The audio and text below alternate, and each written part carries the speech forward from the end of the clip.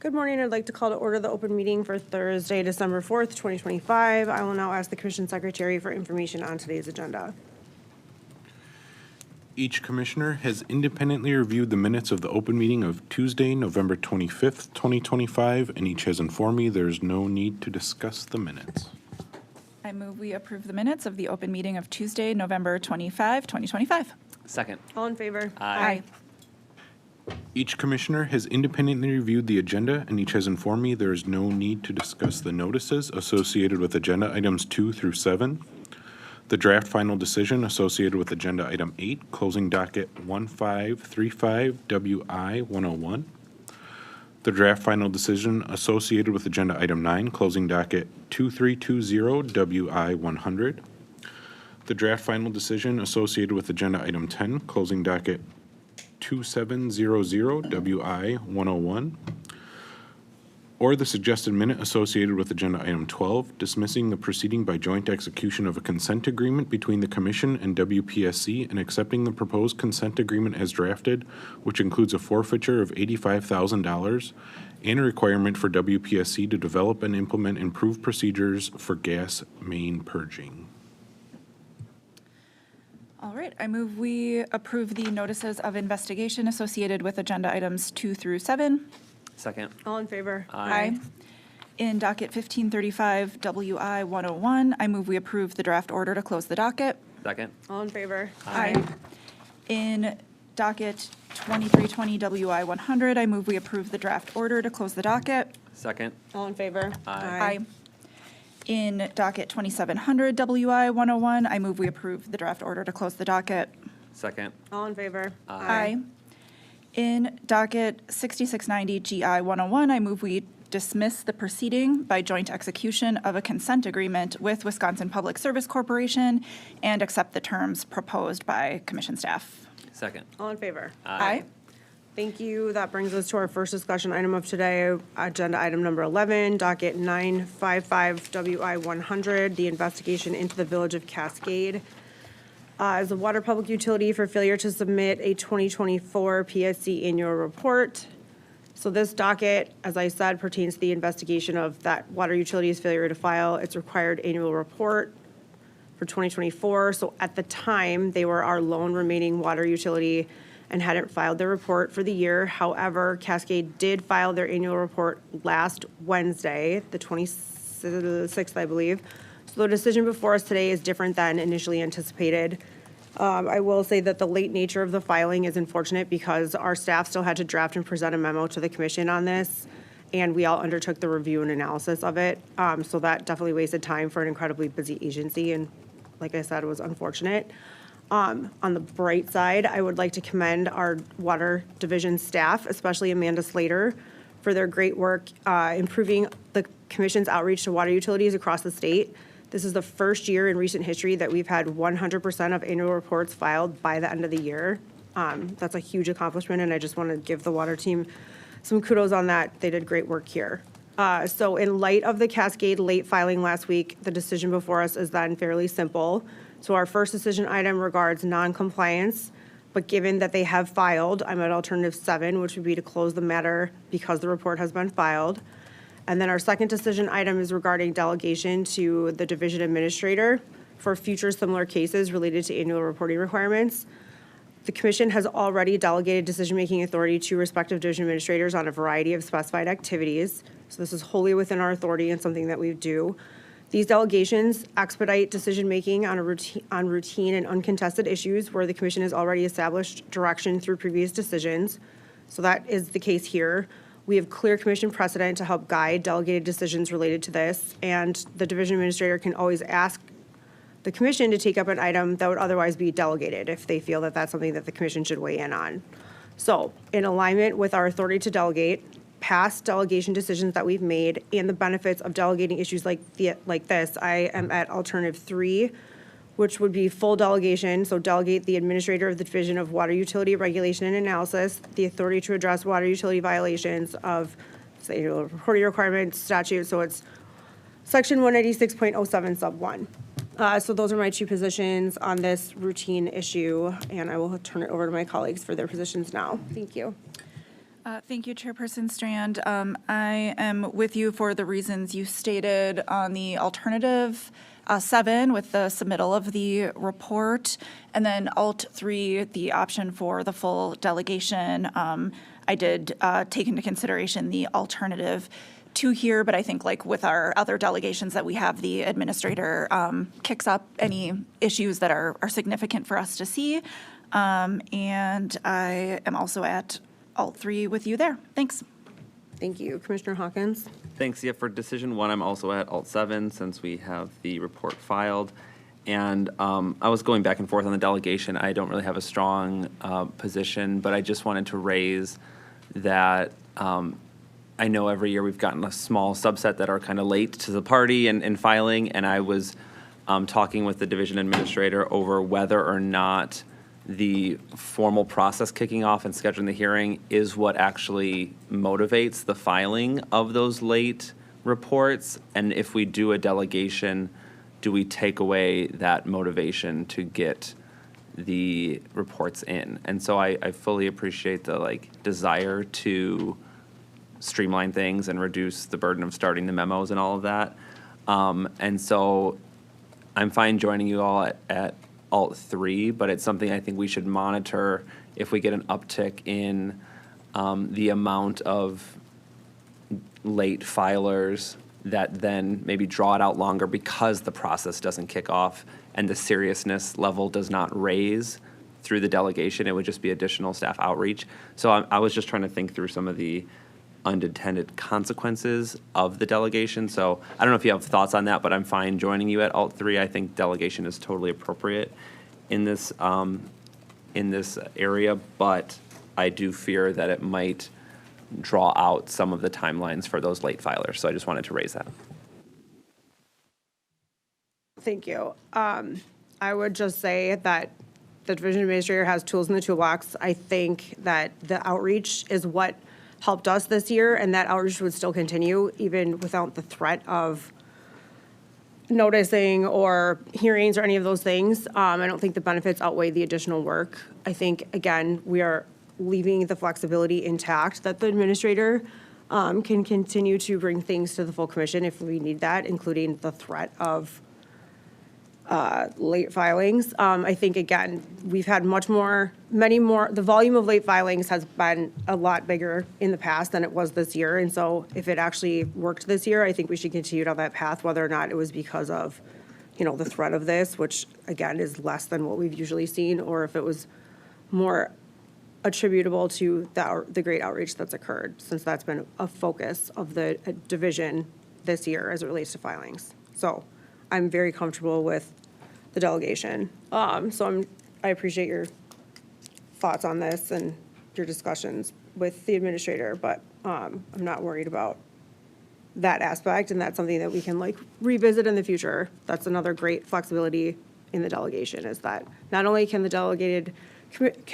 division administrator bring things up to the commission, but we can also decide if we want to tailor the delegation or change the delegation if we think that the threat of having the full commission take something up is necessary as it relates to late filings. So it sounds like either way we have consensus on Alt 7 and Alt 3. Does anyone need anything else?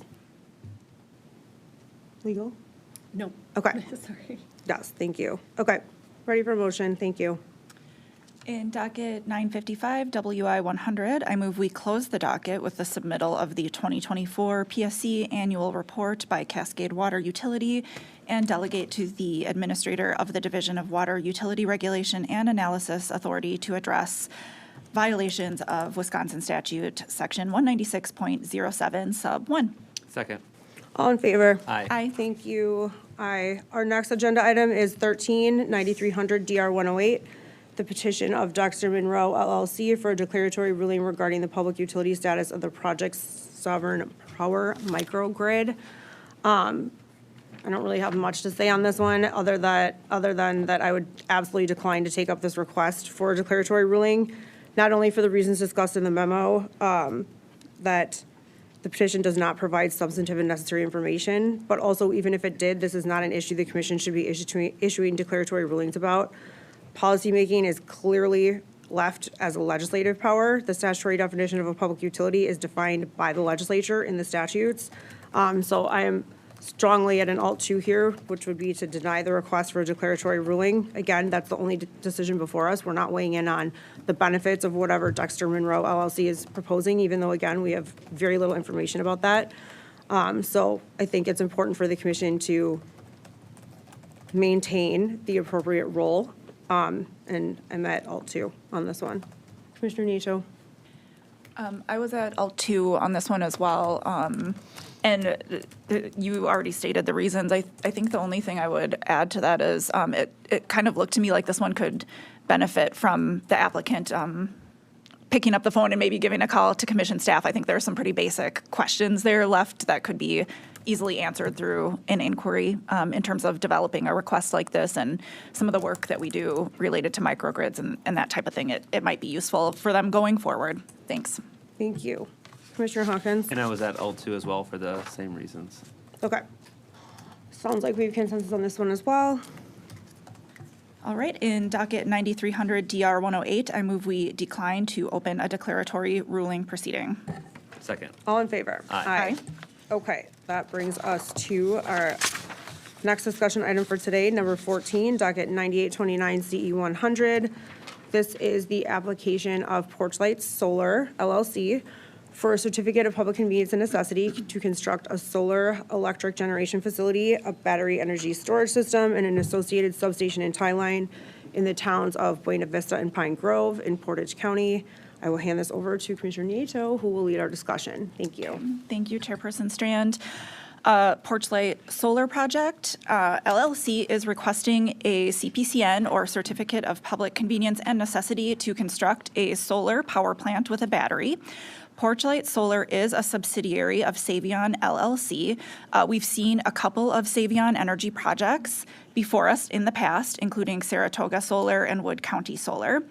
The proposed project here is a 163.8 megawatt capacity AC solar photovoltaic electric generating facility, a 50 megawatt battery energy storage system, or BESS, a substation, temporary laydown yards, a transformer and other facilities, and an O&M building. This is in the towns of Buena Vista and Pine Grove in Portage County. There is an approximately 2.5 mile long, 138 kV overhead single circuit generator tie line, or GEN tie line, that would be constructed, extending from the collector substation to an existing ATC transmission line. And because the proposed GEN tie line is greater than 1 mile in length, a CPCN is required for that as well. The total project area here is about 1,100 acres. The solar arrays and substation would be fenced, and the applicant has provided over 400 acres of alternative solar array areas for our evaluation and for use if needed. The project area is in a primarily rural area and dominated by agriculture, with project participating land being acquired through voluntary leases with landowners. And the project would be interconnected to the transmission grid through the existing Golden Sands substation, which is owned and operated by ATC. Porchlight Solar proposes to interconnect the BESS on a non-additive basis to augment the output of the solar PV portion of the proposed project through surplus interconnection service. And if approved, construction would start as soon as the fourth quarter of 2026, and the anticipated in-service date is in the third quarter of 2028. According to the developer, the anticipated life of the project is 30 to 35 years, with the possibility to further extend that. And the proposed project is being developed by an independent power producer or merchant generator rather than a public utility. I'll note again, because we did receive a few public comments in this proceeding asking who will pay for the plant, who will benefit from the energy that is produced. So I'll just say merchant generators sell their electricity output at wholesale rather than selling it directly to retail customers. And what we do see in many cases is that the merchant will at some point sell the project to a regulated utility in Wisconsin. The applicant has indicated in this case and anticipates that this will eventually happen here as well. And a future sale or acquisition by a Wisconsin utility would be reviewed by us in a separate docketed proceeding. That's called a buy-sell proceeding, and if we get a request for a buy-sell, we would review that and ensure the utility's customers actually need the energy and capacity, and that the utility would buy the project at that point and pay for it through rates customers receive on their bills for that utility. I thought it was important to respond to some of those questions that were posed at the hearing. I do think some of the members of the public who had those questions got their questions answered by the developer at the hearings as well. So in this case, though, Porchlight Solar indicated long-term ownership has yet to be determined. We did receive 70 public comments in this case. 63 of them, I would note, were in favor of the project, and several organizations filed in support of the project, including Renew Wisconsin, the Construction Business Group, and labor organizations, 350 Wisconsin, the Wisconsin Land and Liberty Coalition, and the American Lung Association. There was only one non-participating landowner close to this project, and they did raise concerns about the battery, the substation, and the O&M facilities being close within 1,500 feet to their residence. Staff, in that case, worked with the applicant who ultimately modified the design of the project to swap out where those facilities would go. This was noteworthy to me, and I thought the applicant did a good job of being proactive on that concern. The project has a lot of support, and I will say minimal impacts. It will reduce fossil fuel generation, positively impact our air quality, water quality, and soil quality. It will create 200 to 300 construction jobs, generate around $815,000 in annual payments to local governments through utility aid payments, and over the 30-year life of the project, that would be $24.4 million to local governments. It'll provide other local benefits, including construction jobs and long-term operations jobs, and the landowners will receive lease revenues, and local businesses typically see increased activity during construction as well. I would like to thank the applicant and commission staff for their work on this proceeding, as well as the members of the public who provided input into the preparation of the environmental assessment, and members of the public who provided written comments and testified at the public hearings. I will add here that I found this project meets all of the Wisconsin statutory requirements. I will ultimately vote to approve the project with conditions, which we will discuss in our decision matrix here.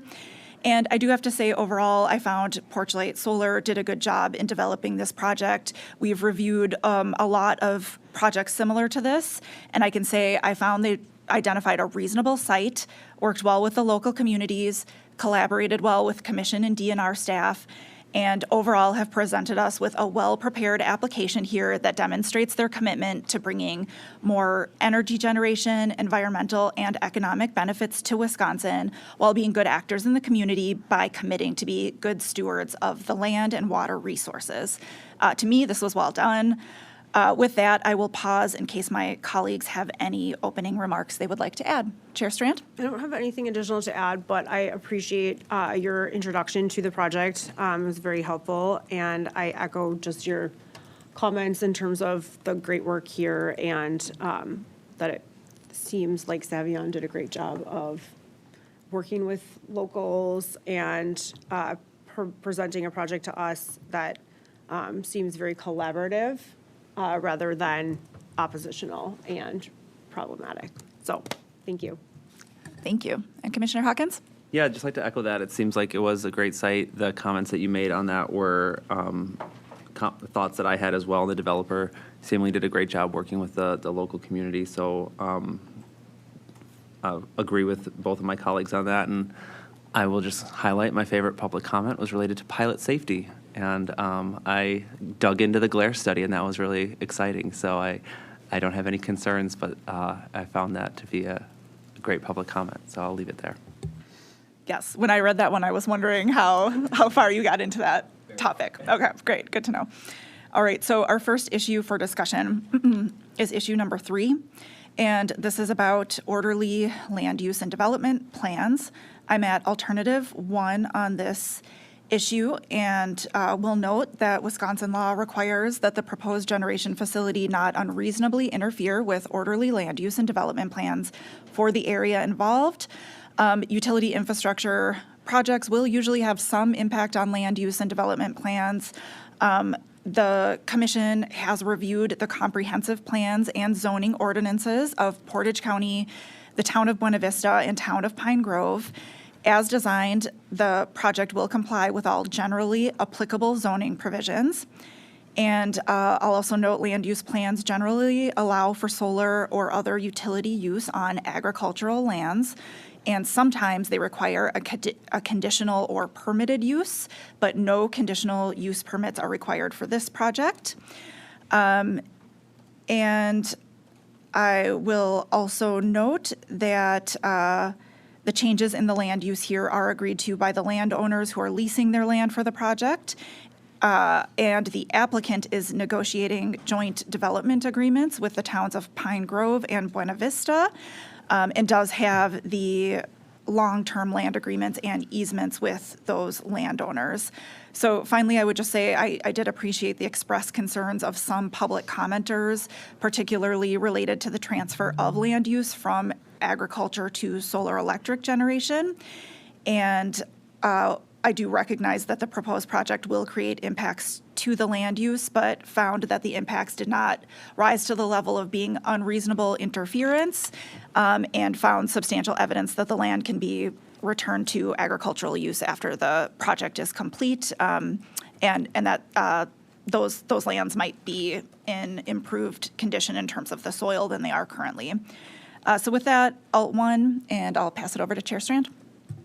Thank you. I'm also at alternative 1 for the reasons that you stated. I didn't see any evidence in the record that the proposed project violates local zoning. In fact, we know that there are agreements in process that reflect local government support. I think that to the agricultural land point, this is another example of a project where not only could it be returned to agricultural use after the fact when it's decommissioned, but during this other use of it, I think that it gives the land an opportunity to rest, and which provides benefits to soil, water, and air quality. So I actually think this is a temporary kind of pause and an improvement, given what's going to be done to it over the next life of this solar facility.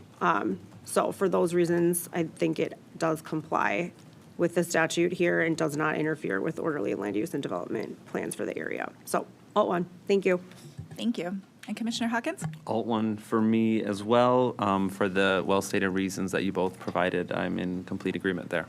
Great, thank you. All right, that moves us to issue 5, our next issue for discussion, which relates to the design and location of the project. So issue 5A asks whether the design and location are in the public interest, considering the siting criteria, specifically with regard to where the proposed and alternative solar array sites are proposed to be located. I was at alternative 1 on this one, that these sites do meet the siting criteria in the statutes, and would just note that the primary array is divided into 10 separately fenced areas with 39 PV arrays. The alternate array area is divided into 3 separately fenced areas with 15 PV arrays. All 54 arrays are constructible. However, the primary area did allow for a more efficient and compact layout and entails significantly less wetland impact than the alternate array area, particularly alternate array area 13. And for those reasons, I was at Alt 1 to approve the proposal here for siting. Chair Strand? Thank you. I'm also at Alt 1. I think there are a number of things at play here, like there are in a lot of projects. Look no further than the DM to see those things. So setbacks, environmental impact, historical and cultural resource impacts, et cetera. But again, this was a project that feels like a very good fit. The setbacks are generous. The developers were responsive to any concerns raised, including like you said, the public comment regarding the non-participating landowner or the glare issue. I think that I appreciate the inclusion of those alternative options, just to give some more flexibility. But again, this project, unlike a lot of the others that we've seen, really seems to strike a great balance in terms of the various factors at play, but also the impacts that this could have. And I think that those have been really well mitigated and really well thought out. And so I'm very comfortable with the proposed siting areas, which again puts me at alt 1. Thank you. Thank you. And Commissioner Hawkins? I'm in the same place for the same reasons. The siting on this project appears to be top-notch, and there's, on both the primary and the alternate, very minimal impacts overall. And then you mentioned the limited number of nearby non-participating landowners. So I certainly agree that this siting is in the public interest, so alt 1. Great, thank you. And issue 5B is the same issue except with regard to the proposed gen tie line. Here I was also at alt 1 authorizing the proposed route. We received a proposal for a primary and then an alternate gen tie line route to look at. Both were viable transmission corridors. However, the primary has less impact because it is shorter and requires fewer transmission structures. Chairperson Strand? Alt 1 for the same reasons. Thank you. Thank you. And Commissioner Hawkins? Alt 1 here as well. All right, thank you. And then in issue 6, we are discussing the standard order conditions that we include attached to CPCN projects like this. A few notes here. I would approve our standard order conditions. I do think there are some modifications to make. So first is, as noted in our DM, for the order condition associated with Romanet 13, in prior dockets, we have added the wording to the extent practicable. And so I would add that wording here as well. That is, so the order condition would be the applicant shall mitigate impacts to line of sight communications and landowners who can show disruption to broadcast communications post-construction, to the extent practicable. Item number 2 that I would raise in the standard conditions here is that in the past we have required reporting of competitive bids for work and materials, and we've added that to the standard list of conditions. We just did that in our last solar case, and I didn't see any difference here or any reason to differ from what we did. That condition reads, as applicable, the applicant shall submit a summary of competitive bids received within the quarter, if any, for work to be performed and equipment to be procured as part of the project. I would note we had some discussion about this order point in our last solar case, and I've been thinking about that. And if there is interest among my colleagues, I did think that it's just something we can perhaps look at a little bit more holistically. Perhaps when we look at the generic on resource adequacy, which has that affordability component, or potentially a generic on cost overruns. But until then, I thought we should be consistent in our CPCNs and in line with the last solar CPCN we authorized. The final item I would raise is more so a comment than it is a modification.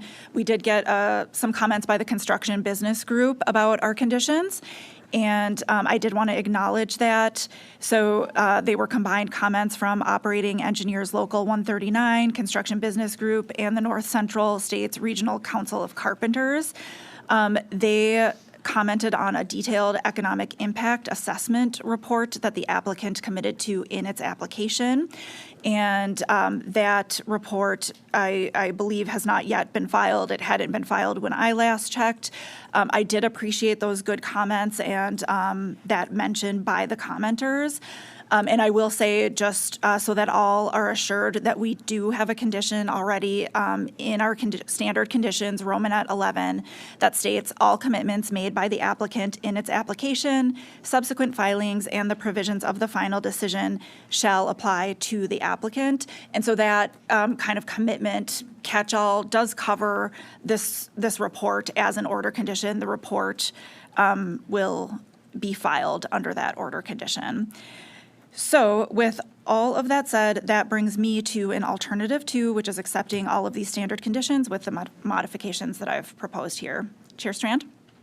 Thank you. I'm also at alternative 2. I believe that you proposed 2 modifications and then discussed just a third point without proposing a third modification. Is that correct? That's correct. Okay, Thank great. you. Thank you. So I am supportive of the first modification. I think it's a great catch, and I appreciate you bringing it up to add to the extent practicable language to Romanet 13.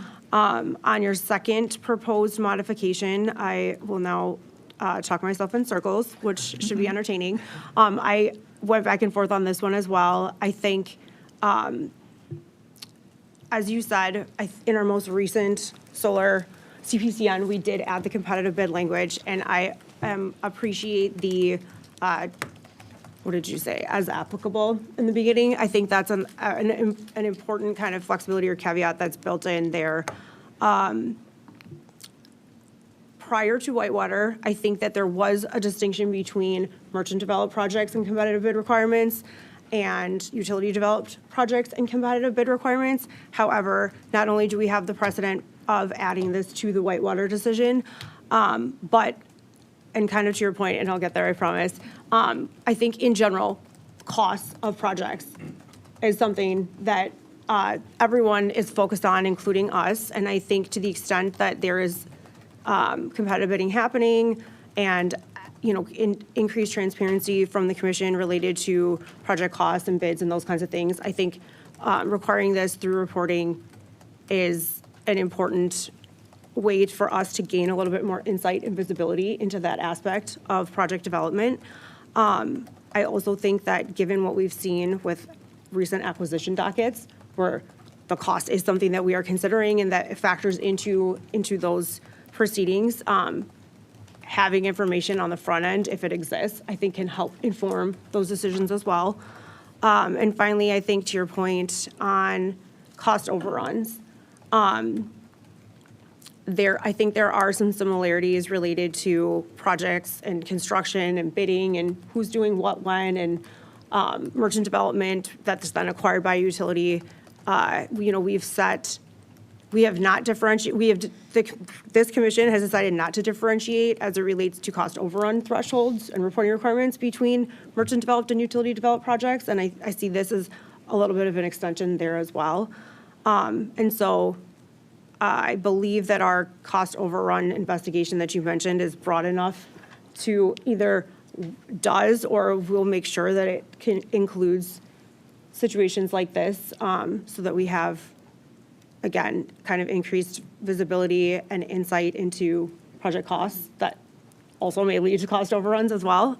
So I support that addition mostly, for the reasons that I said, especially because I think it's important for us to be consistent, and we did just do it in September. And then I appreciate you bringing up the comment that you made on 3. That catch-all standard condition, I think, is really helpful. Obviously, it's been an item of discussion by all of us in a lot of these CPCN dockets recently, as a nice reminder that if someone is committed to something and if that's in the record, it's caught by that condition. So I appreciate you bringing that up.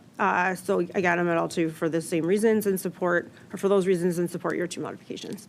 Thank you. Great. Thank you, Chairperson Strand. And Commissioner Hawkins? Thanks. I'm at Alt 2 as well. Support the extent to practicable language for Romanet 13. I'll be consistent, I guess, with the competitive bidding comments that I made for Whitewater.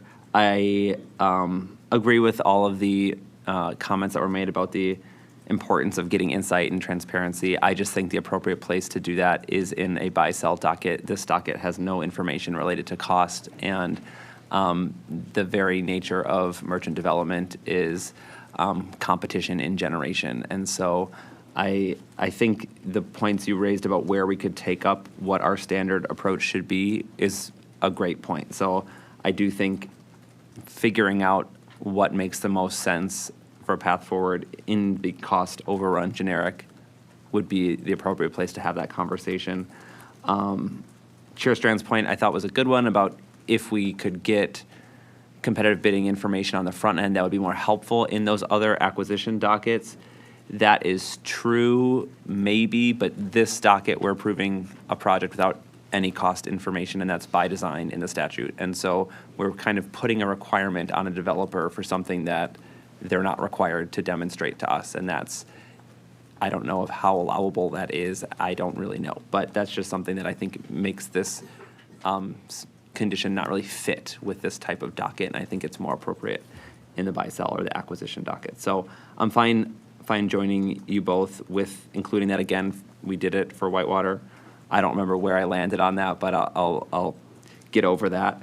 And then I appreciate also the raising of the catch-all condition. I think that's important to make sure that applicants aren't just saying things to sound good. You know, we're going to hold them to that with this condition. I think that's really important. So for those reasons, I am at alt 2. Great, thank you. I remember where you were at in Whitewater, and it's exactly the same as where you were just at right now. So very, very consistent. Love and you it. ultimately joined, so here we are. And like you both said, to be continued, right? Okay. So that brings us to issue 7. We're in project-specific order conditions. 7A is involving interconnection studies. I was at alt 1 here. I think this condition is necessary. It requires the applicant to provide interconnection study results and other MISO interconnection updates as they become available. Chair Strand? I am also at alt 1 for those same reasons, and I appreciate the evolution of this based on interconnections and standards and GIA agreements and all the things that are happening as it relates to this right now. So, alt 1, thank you. Thank you. And Commissioner Hawkins? Alt 1 for me as well. Great, thank you. And then 7B is a project-specific condition related to fencing. There was some good discussion on the record regarding the proposed fencing condition, the commercial availability of that fencing.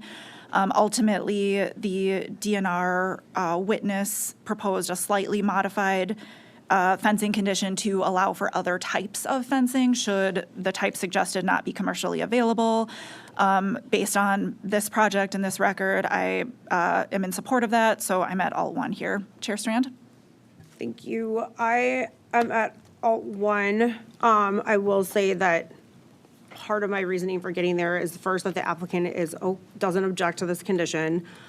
As I've discussed frequently in the past, I heavily scrutinize project-specific conditions to ensure that they are in fact project-specific, but also to ensure that the benefit or the value that they are portending to provide is balanced with the impacts that the project-specific conditions could have on the project schedule and the budget. So we do commonly see fencing conditions. I do appreciate that the DNR eventually offered an alternative design, which gave it a little more flexibility and made it a little less burdensome and prescriptive. And so for those reasons, I am comfortable at alt 1, but we'll continue to heavily scrutinize these project-specific conditions and balance those burdens. Thank you. Great, thank you. And Commissioner Hawkins? I am at alt 1 as well. Similar reasons to what Chair Strand just raised. I thought it was a good back and forth with the evolution of the condition, given the applicant's concerns about commercial availability. We obviously don't want to require applicants to become fence manufacturers of bespoke fencing. So I think we landed in a good place. So I'm at alt 1. Great, thank you. All right, and then 7C is regarding project-specific conditions related to wetland and waterway impacts and soil erosion.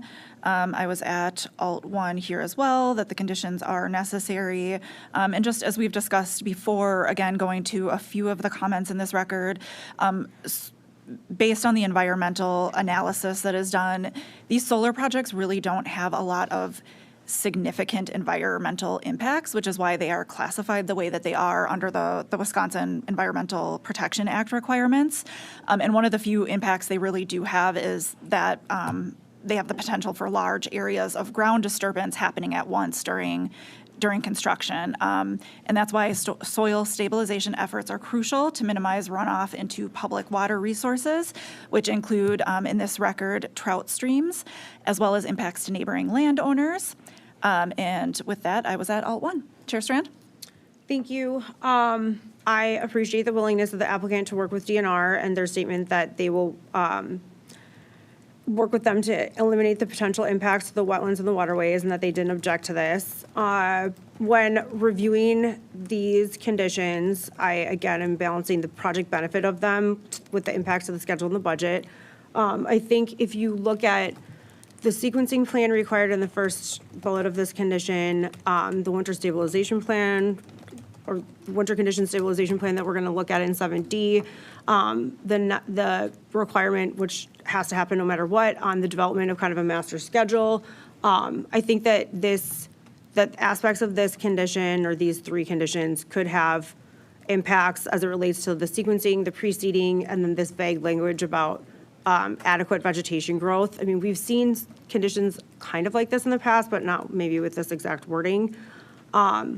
So I would be most comfortable imposing these conditions with a slight modification to that preceding, pre-hyphen seeding, not preceding, preceding, condition, to make it less vague and then potentially less impactful on the project schedule, but still maintaining the intent to mitigate waterway and wetland impacts related to erosion, like you said. So I appreciate your description of that. I think to ensure that we are not hamstringing contractors in prime construction season, I think the second condition is best if it reads, precede the project area prior to land disturbance to minimize the amount of land susceptible to erosion. And I think that gives these contractors the flexibility to use the means and methods and expertise that they are hired for, to decide, as the schedule is fully developed, which it has not been yet, and as these sequencing plans will have to be required if we approve this condition, of the best time to precede it, again, prior to disturbing the land, but without this adequate vegetation growth vagueness.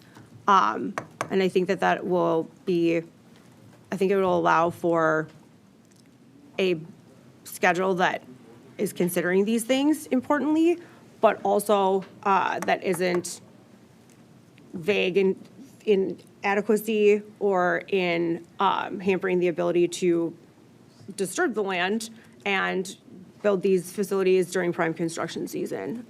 So I think that would make it better. I appreciate this maximum extent practicable language in the third bullet point of this proposed condition. I think that's some necessary flexibility that relates to some of the other modifications we've made to conditions in the past.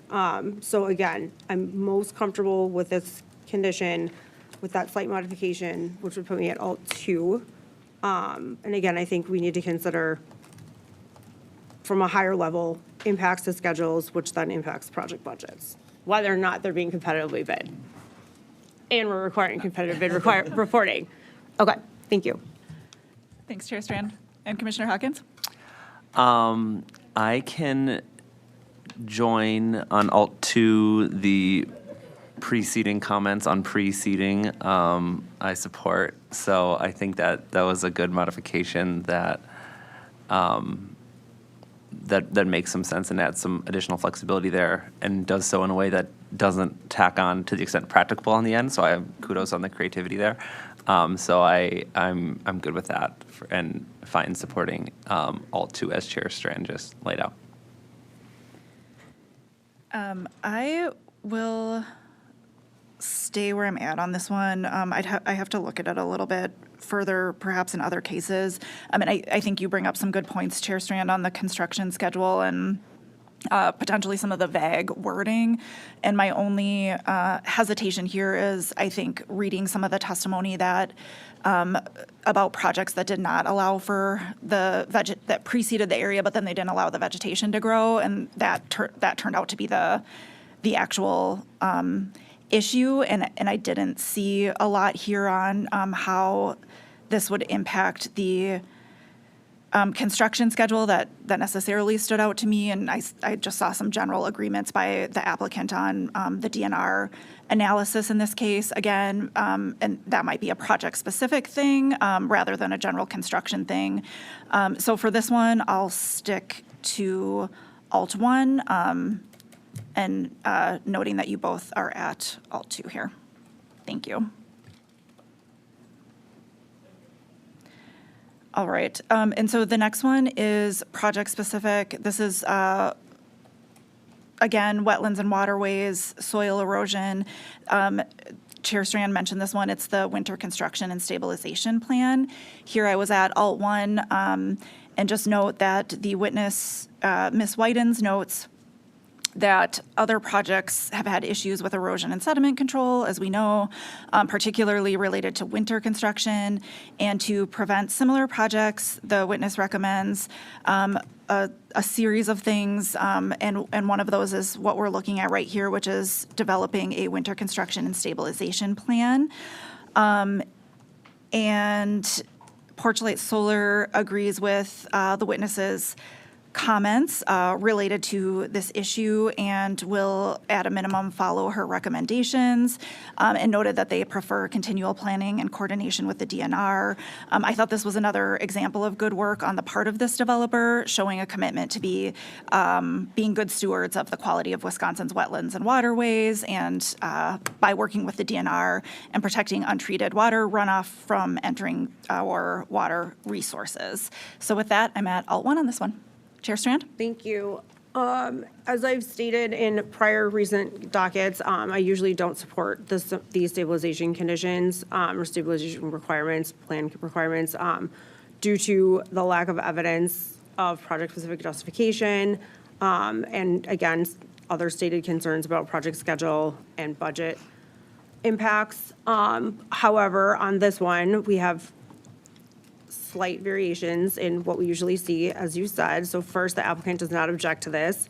Second, the DNR is on the record saying that the winter construction and stabilization plan required here does not need to be burdensome and can be a few paragraphs in the narrative section of their stormwater permit application, stating how the applicant will stabilize bare or inadequately vegetated soils prior to frozen conditions. So that clarifying, explicit testimony to me helps a lot as it relates to requiring these kinds of conditions. I would love to have their crystal ball about what they know about the schedule that we don't, but either way, I can join you at Alt 1 for those reasons. Thank you. Thank you. And Commissioner Hawkins? Thanks. I'm in the same place. I think the language is helpful for me as well about what is actually expected for this type of plan. The first time I saw it, it was very, very vague, and it's much clearer now. Related to the timeline that Chair Strand just brought up, this is something where I was thinking about this. Is it unique to the project? But the testimony talks about how all solar projects have basically more than 1 year timeline, so there will always be a winter. So that timeline piece isn't really project specific. So if we're coalescing around what this should look like, we might be able to find some sort of new standard condition. I'm just throwing that out there, but that was something where I thought, oh, maybe if we do know things that are unique about the timeline, that involves a certain, schedule. But the testimony basically states that all utility-scale solar projects will have probably multiple winter cycles, and so that is certainly not project-specific. But I'm just raising that as something that I looked for, and maybe something we could think about if this is really going to become standard for this type of project. So I'm at Alt 1. Thank you. I'll respond to that. I had thought about the same thing, and I think to what both of you are saying, the DNR has developed its discussion of this in terms of how burdensome is the report? What does it entail? Why is it being proposed? And as we've zeroed in on that, this is starting to look a little bit more standard to me than it is project-specific. Chair Strand, I don't know if you want to add anything to that in terms of including this as a standard condition or leaving it as project-specific going forward. I didn't come in with a very strong feeling on that. It's just it's starting to trend in that direction, it seems. Yep. I think that it's something that we can look at. I think both of you are raising good points. I think, again, if we know that the DNR's intent is to not make this burdensome, and we know that the stormwater permit applications are required no matter what. And if we are interested in project-specific conditions truly only being project-specific, and if we know that winter construction is automatically going to happen, then I think it's definitely worth considering to maybe look at the standard conditions related to permitting requirements and see if there's a good fit there. I don't want to order or direct anything specific to happen today, just without all of us checking that and looking and talking to our staff and ensuring that it is in fact ripe and appropriate to include this in the standard conditions. But I think, again, you guys have raised excellent points on this front, and it's something that we should continue to look at and consider. And then if and when the decision's made, we know that there'll be a lag, and that will take a little while for those things to get fully implemented into a different section. But appreciate the discussion. I appreciate the clarifying information from the DNR again. And be interesting to see where we go. Thank you. Great, thank you. So on this one, we are at the Alt 1 and continue to look at this, like you said, in future dockets as they develop the record in those in terms of a standard order condition or not. And then, so that brings us to the next issue for discussion, 8B. If approved, will the project have undue adverse impact on other environmental values, as provided by the statutes? I was at alternative 1 on this one. No, it will not. Evidence indicates the project will have both impacts and benefits. Any large construction project and large generating facilities will have some impacts, but the question is whether the impacts are undue adverse impacts in light of the benefits, both locally to the project area and broadly to the public. This is the balance that's provided for under the laws in our state. The environmental assessment here did not identify any potential environmental effects of the proposed project that could be considered significant, and found the construction of the project is unlikely to have a significant impact on the human environment, particularly with the mitigation measures that we've discussed here today and as proposed by the applicant and staff. There will be significant positive environmental benefits resulting from the project. It'll replace greenhouse gas emitting or air polluting generation sources, reduce water usage and withdrawals at existing traditional power plants, and decrease runoff of pollutants, soils, and stormwater due to the conversion of agricultural land to stable grassland. There is substantial evidence in the record that the project area will be revegetated pursuant to the vegetation management plan, which will improve the soils for future use and improve habitat. So with that, I was at Alt 1. Chair Strand? Alt 1 for the same reasons. Thank you. Thank you. And Commissioner Hawkins? Same here. Alt Oh, one. thank you. And then issue 9, should the commission grant a CPCN for the proposed project? I am at Alt 2. Yes, the commission should grant a CPCN with conditions as we have discussed. Chair Strand? Alt 2, thank you very much, and thank you for leading our discussion. Thank you. And Commissioner Hawkins? Alt 2 for me. Thank you. And if we are ready for a motion, we'll move forward here. In docket 9829 CE 100, I move we approve a CPCN for the Porchlight Solar Project consistent with our discussion. Second. All in favor? Aye. Thank you. It is now the commission's intent to go into closed session under Wisconsin statute, section 19.85 sub 1 sub G, to discuss the litigation matters noted in the agenda with legal counsel, and then to reconvene the open meeting pursuant to Wisconsin statute. It's not litigation, by the way. Wisconsin statute, section 19.85 sub 2. The item that we're going to discuss in closed session has been noticed. So can I get a motion to go into closed session, please? I move we go into closed session pursuant to Wisconsin statute section 19.85 sub 1 sub G to discuss the matter identified in our agenda. Second. All in favor? Aye.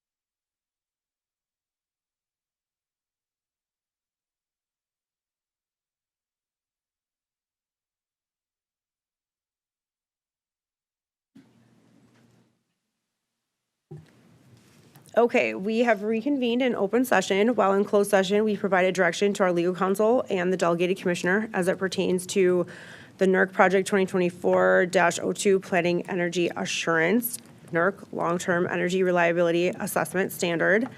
That does conclude our official business for today. Our next open meeting is scheduled for Thursday, December 11th, 2025 at 10:30 a.m. May I have a motion to adjourn?